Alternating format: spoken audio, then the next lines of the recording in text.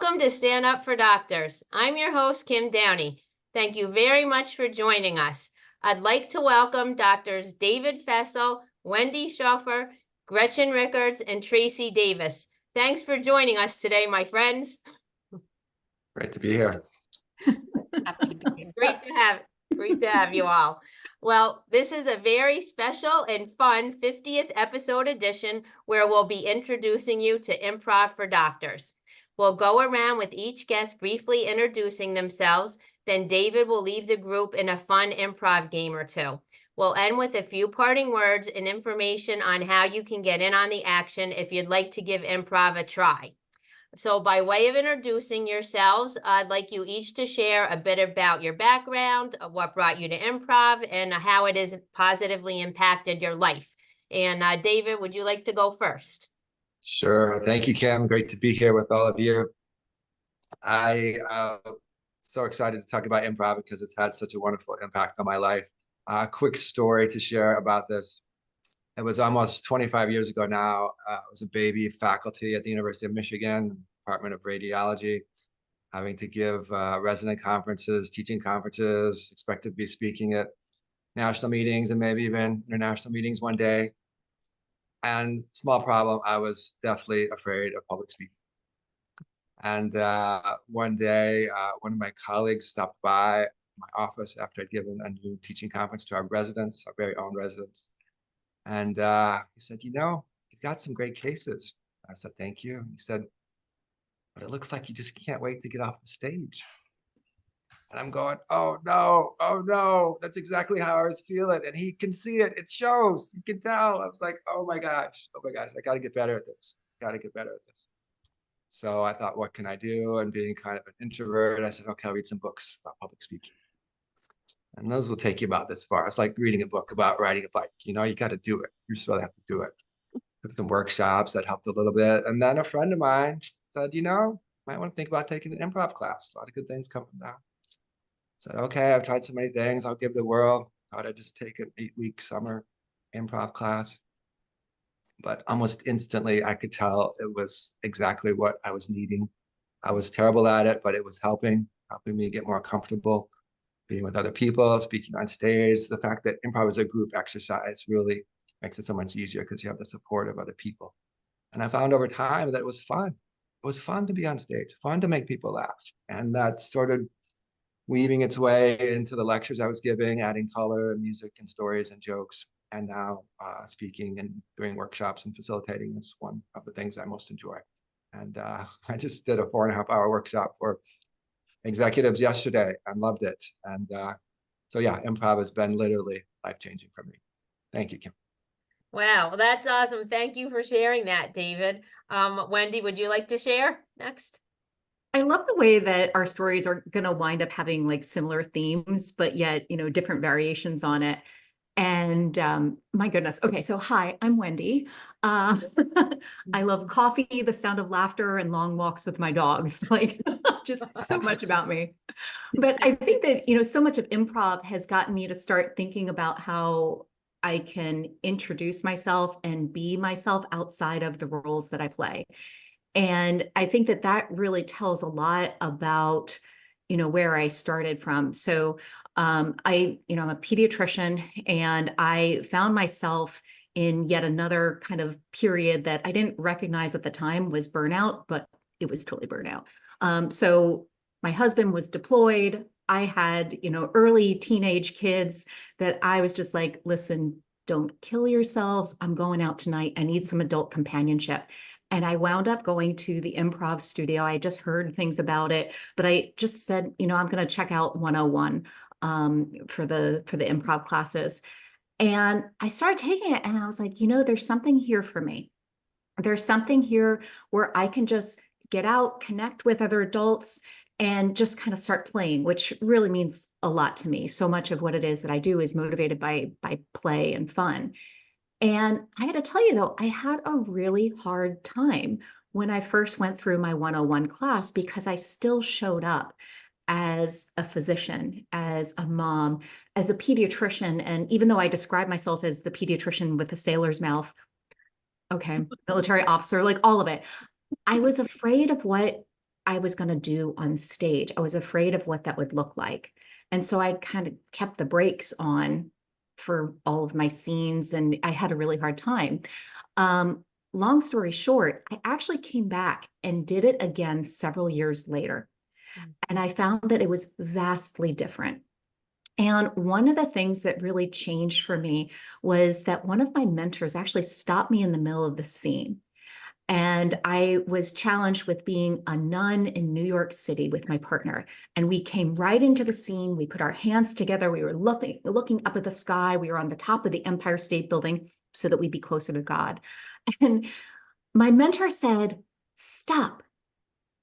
I don't care who you are. I want, as far as the role that you play, no one introduces themselves by what they do. We want to know what's important to you. We want to know what energizes you." And meanwhile, I was like, hold on a minute. I know a couple of people that always introduce themselves by what they do, doctors and moms. And I got a double dose of that right there. No wonder it was so hard for me to kind of shed that. But that was the moment where I was like, oh, hold on a minute. It's not about what I do. It's about what's important to me, what's energizing, the values, like all these things. And that really kind of latched in. It really aligned with what it was that I was doing off stage, which is so much work around emotional health and well-being and just getting to live into the emotions on stage. And it just took off from there. And so that's where I get to see the alignment of my clinical practice, my non-clinical practice, my fun on stage, and how it all mixes together. Wow, well, thank you for sharing that, Wendy. I love that. I really love that. So thank you. Gretchen, would you like to go next? Sure, sure. So I'll start with, I'm an internist and a mom, based out of Kennett Square, PA, which is the Philadelphia area. My story is a little bit different. Improv had been a dream of mine for over 20 years. I remember going to shows in college, and in the early, actually somewhere in the 90s, was living in Chicago. Wanted to take classes at the Second City, but didn't have the courage. And then life got in the way for a really long time. So sometime during the pandemic, also in the midst of probably my own burnout, Wendy, brushed off that dream and at least kind of did a couple internet searches and looked into opportunities. And I have to give credit to my husband, who gave me a gift certificate for Christmas to take online classes at the Second City. And so I started that last January. And over the last year, and I don't know where we're at, a year and a half, took classes in the evenings online. And it's just been so amazing. I really feel like the principles come up in life for me all the time, in daily life and work. I'm still early in my improv sort of journey, but I really hope to weave the principles and pieces of it into the work that I'm doing in building retreats and workshops and such. In terms of the positive impact for me, I would say the biggest has really been getting out of my comfort zone and kind of breaking free from perfectionism. Those have been huge themes for me all through my life, as I'm sure for many of us in medicine. But I'll say that it's really been so important for me as I've been navigating this sort of entrepreneurship journey, because every day I have to do something that I've never done before or that feels uncomfortable. And there's a core tenet in improv that really speaks to me, which is that there are no mistakes, only gifts and opportunities. And that really embracing that growth mindset's been so helpful for me personally. So that's a little bit about my story. Well, thank you, Gretchen. That's fantastic. I love it. And Tracy, well, go ahead. Hi, yes. Hi, everyone. I'm Tracy Davis. I've done improv kind of off and on, throughout my life, and completely relate to everybody here talking about what really sort of jives for them with improv. I would say, I always, in many ways, like Gretchen, I always just loved it. I mean, my first exposure to that was in high school, and I was like, this is the coolest thing ever. But then I went to med school and yada, yada, yada, no time. And, somewhere in the midst of kind of burnout and just my entire life is work. I reached that point where I have no friends outside of work, or at least I hardly ever see them. And I was just desperate to connect with other non-physicians. Not that I don't like you guys, but I just needed to do something different for a little while. And I thought this came across my radar screen. I was like, I used to like this. And it was great for so many reasons. I mean, it was great to meet other people and really connect in a very creative space. So I'm a pathologist.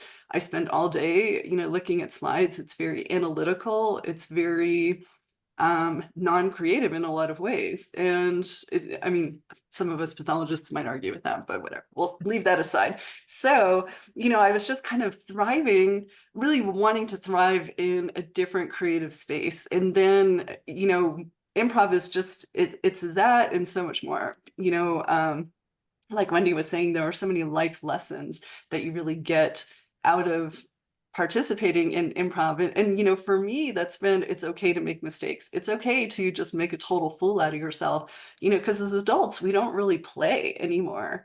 And this is, to me, like one of the many forms of play that I like to do now. And I mean, we all work very busy, very stressful lives. Sometimes it's hard to have just a good guffaw laugh, in the middle of clinic or diagnosing cancer or 100 other things. And so improv really kind of filled that void for me. And so since the pandemic, so I was involved before the pandemic, took a big break, and I've just recently gotten back into it. And so I'm super excited to be here with everybody and sharing improv with this, with the rest of the physician community, because I don't really know any other physicians in my circle, at least, that are participating in improv. And for me, it's been really just, I don't want to say life-changing, because we always throw that term around, but in many ways it has been. It's just super great. So thank you again, Kim, for inviting me. Sure, absolutely. So I've already had David and Tracy on separate episodes. So Wendy and Gretchen, I'll have to have both of you back. And I had got this idea because, well, I was interviewing David and he was talking about improv and improv for doctors and meeting Alan Alda. I'll have to link that episode so you can hear more about those stories. But he just lit up when he was talking about it. And I only associated improv with comedy, and like past that I didn't know. I didn't realize that it's not just comedy, that it ends up being fun. So David explained some of those things to me, and I thought, wow, how cool would that be for more doctors to know about it, like how to have fun in a safe way.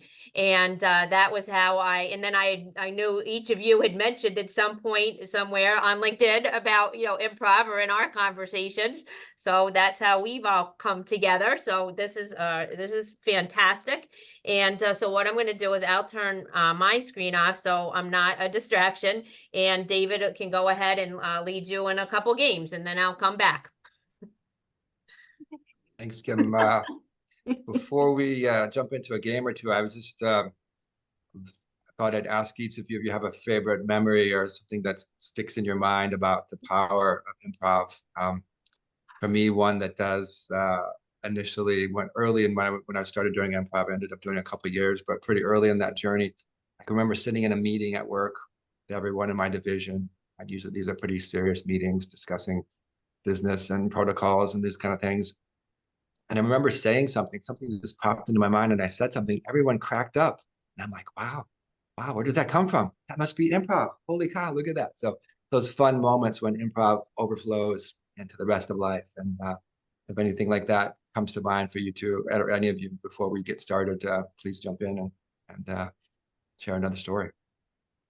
I think that the moment that really, it's a number of moments, but where I'm seeing using kind of the rules of improv and the things that I've learned on the stage, off the stage. And so I come right to the example of communication and how, anyone who's heard about improv has heard about yes and how we use that in the structure of building our relationships and our scenes on the stage, but how I've been taking that out into my relationships off stage, and even just with just random things that happen in my life, how I'm yes anding it. So whether it's communication in the office where a family is coming in, and I use the example all the time of, whether they're hesitant about vaccinations. Yes. And Now, where are we going to go as far as this conversation? How are we going to build this? Not negating what it is that they're saying or their concerns, but how I'm building on with that. And even in like other examples, just we're a military family. We got new orders. Yes. And now what? So the military has spoken, and now, taking that scene and moving it forward, because that's the whole thing. Yes, and it's about moving forward. It's about building, it's the generation, it's the possibility. That's what I love about improv. We're creating that possibility all the time, moving it forward. Nice. Wonderful one. Thank you. Thank you. Gretchen, Tracy? I'll say I don't have any specific stories, but one other thing I wanted to mention, in part of one of my goals in this chapter of my life and career was to focus on being present more consistently. And I feel like improv is such a great exercise of those muscles, being present in the moment. You have to really, really a big part of it is just being completely present in the moment and forgetting everything else. And I find that, exercising those muscles has been so useful for me in so many parts of my life. And then I can't echo enough what Wendy just said, kind of that whole approach of yes, anding things all day long, whatever kind of comes your way, just kind of accepting it and then rolling with the punches and kind of keep moving. Thank you, Gretchen. Appreciate it. Tracy? Yeah, same to all of the above, really. There are so many skills in improv that are directly applicable, I think, to both our professional and personal lives. And I'm so glad that Wendy brought up the yes and, because I feel like I use that all the time at work. It's, there's some conflict, some problem, some issue. Okay, yes, and how are we going to move forward from this? What else can we learn from this? It's a great skill set to make second nature. And improv, I think, really kind of solidified that for me. And I think really the other story is just, we as physicians are so focused on being perfect all the time. I mean, we really have to be perfect as much as possible. And I think that improv allows me that lesson to recognize that, okay, it's okay to not be perfect. And in fact, life has all kinds of things that we don't expect. How can we learn to roll with that and, make it seem like, yeah, this is the way it actually was supposed to be, rather than getting so kind of hung up and strung out on the idea that, no, I need to control, this is the way it's supposed to work, because life doesn't work that way. So yeah, so if you can't tell, I love improv. I love this. Let's do it. Yeah. I was saying by a friend of mine, Ken Nelson, author and workshop leader, he says, let's be present, not perfect. Present, not perfect. And as you're hearing you guys speak, it's like the presence of improv, the release of this pressure to feel perfect, present, not perfect. So wonderful. Well, and there's even a mission. Like I have heard repeatedly that we got to go out there and try to fail, because if we didn't fail, we didn't try something big enough. That is completely the opposite of every single bit of medical training I've ever had in my life. And so going out there and being like, failure is completely welcome here. Go out, try it, see what happens. Try that big character, try that ridiculous accent that's going to morph into something else you had no intention of. See what you can do, but you don't know until you actually go out and try it. Just do it. Yeah, Yeah, totally. can I jump into like Please, on that? please. Oh, sorry.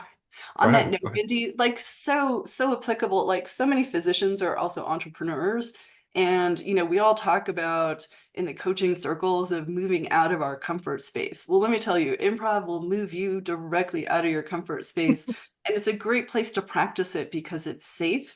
And the more you do that, it really does become a learning experience. It makes you realize, okay, the sooner I screw this up, the faster I'm going to learn how to do it in a way that's going to work towards my goals. So I just wanted to put that in. Okay, I'll be quiet.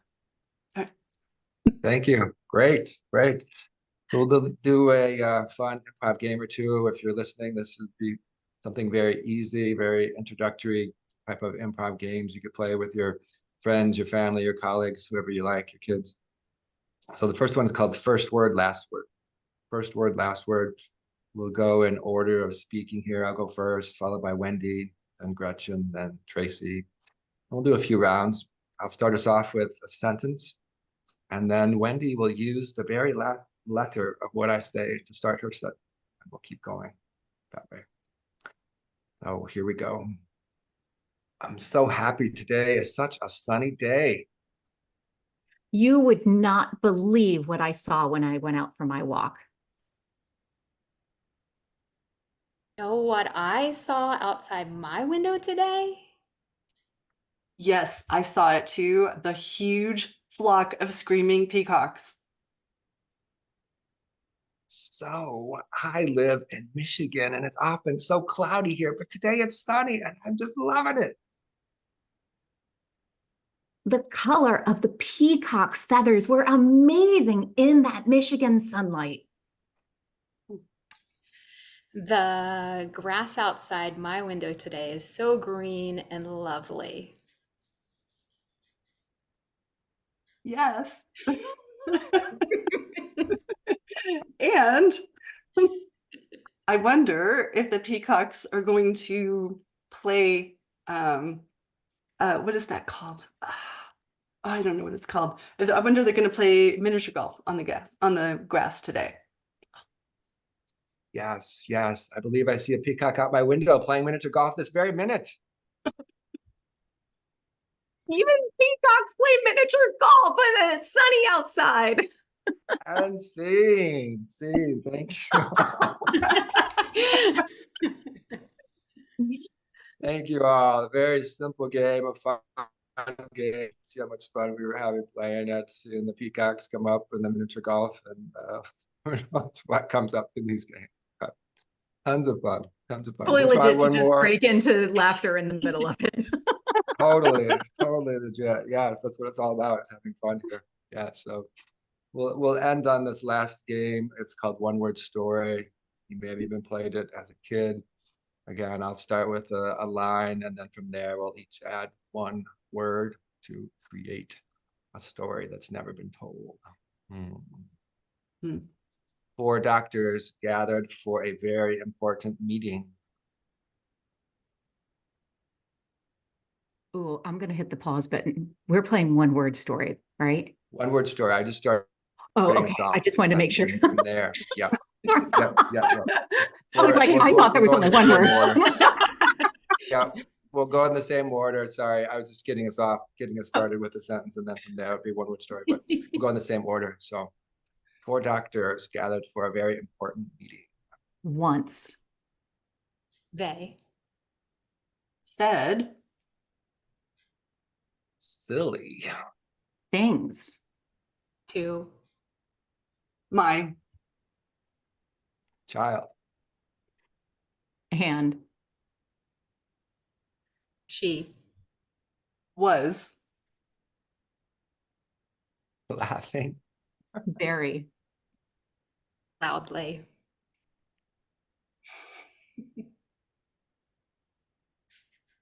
Oh, my turn. Sorry. Yeah.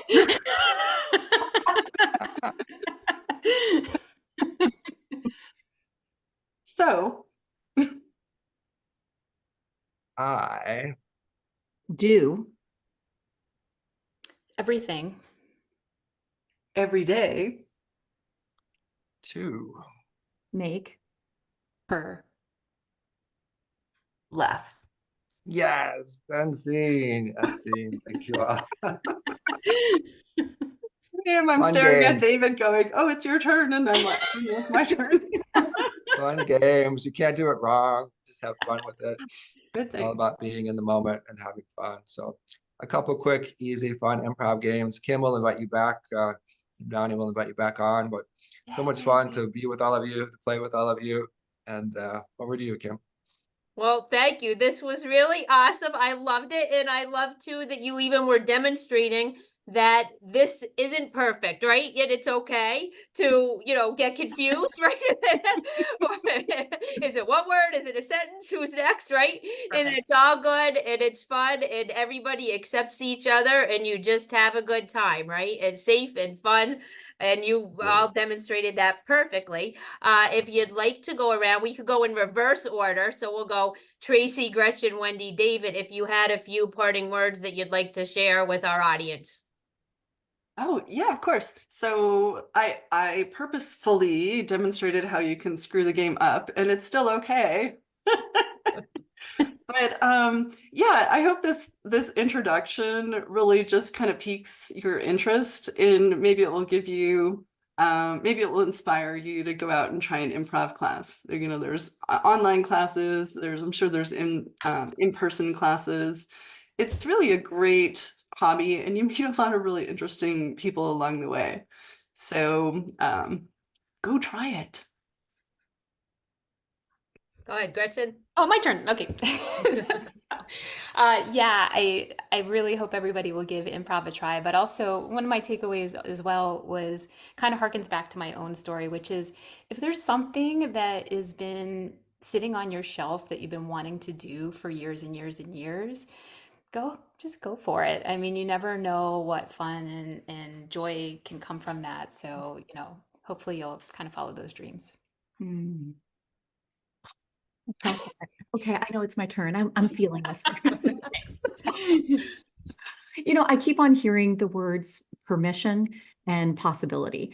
And I think that so much of what we're talking about is that we gave ourselves the permission to try something, maybe to listen to our hearts to something that we're like, oh, there's something there. I just want to try this. Maybe the timing wasn't right then, but maybe now. And I think that that's something that we can take that in so many different forms. And so while I would say, hey, go check out an improv class, I would also say, hey, what can you just even take from what you've heard today into your own life? I mean, there's so much of this that I teach with families all the time about bringing in more play, more games, not for what it looks like, but for what you can create together. So yes, that's yes and communication and relationships. These are all meta skills. And this is something that you don't even have to be on stage to do it. You can just be like, oh, I want a piece of that. Take it with you. Totally take it with you. Love that. Thank you. Yes, I would echo what people have said about giving it a try, taking it with you, incorporating it into your everyday life. And you may even want to think about if you're a physician and you work with medical students or residents or fellows, it's bringing it to them. We brought it to our medical students, did improv workshops with them for a couple of years, wrote a paper about it. There's lots in the medical literature, medical education literature about the value of improv. And it's fun. It's a very fun way to connect, to teach life skills, to teach communication with patients, to teach teamwork, to teach empathy. So yeah, try it yourself, bring it to your students, your colleagues, your friends, your family, and I bet you'll have a ton of fun with it. Thank you, Kim. Well, that's awesome, and I'm so glad that you all could make it because each one of you added such a richness to this event. So I'm glad that it worked out for it. And it took us like a whole entire month, right, to match up 4 doctor schedules, right? That's no easy task in itself, right? And so I will do a little conclusion here. Was there anything that anyone wanted to add based off what any of the rest of you said? Me, So- I want to add one more thing. So, because Gretchen just mentioned, this idea of putting something on the back burner, and I think that so many of us can relate to, having these dreams that we put off, and the real question that, now is a great time to ask yourself, why am I putting this off? What am I waiting to happen? Because I mean, not to be too cheeky, but life is not a dress rehearsal, and if we think of life as an improv skit, now's the time to be doing it. So I'm so glad that you brought that up, because I think it's really important, and I speak from my own experience on that. So anyways, thanks. Awesome. Can I add to that same thing? And the thing is, I thank you that it doesn't have to be jumping in with 2 feet. My improv journey literally started with a Google search, so, just start somewhere. But if there's something really in your heart, it's worth pursuing. My mentor tells me that if you think about doing it on stage, just do it. There's a reason why it's coming up, while you're thinking that that's what needs to be in the scene right now. And so I, once again, take it off stage. I'm like, oh, this is just kind of coming up. There's this little spark of possibility. Like there's something here. which I can get into like, okay, there's something my subconscious knows that I don't know in my conscious world, but let's just follow with that. Yes, it's there. And now what do I want to do with it? Totally. Totally. When we feel those sparks and we feel the energy and we can go and play with other people, then we can bring that to our world, to our work world, to our families, to our lives and our communities. So it's a gift you can give to yourself, other people too. Mhm. That's beautiful. Anything else? You're good? Okay. Well, this was really, really so fun and fantastic. And I'm so excited to share this. And I actually know I've mentioned it to a couple other doctors who were already interested in giving it a try. So if you enjoyed this episode and would like to try out a fun session of improv games with a handful of other curious doctors, we would not record it, so it would feel safe and fun. We're recording this one as an introduction and a demonstration. And some contact information will be listed in the show notes. And we greatly look forward to hearing from you, and you can reach out to any of us. And thank you all, and we'll see you soon. Yes, thank you, Kim. Thanks, Thanks, everybody. Kim. Thanks, everybody. Very welcome. Everyone. Mwah.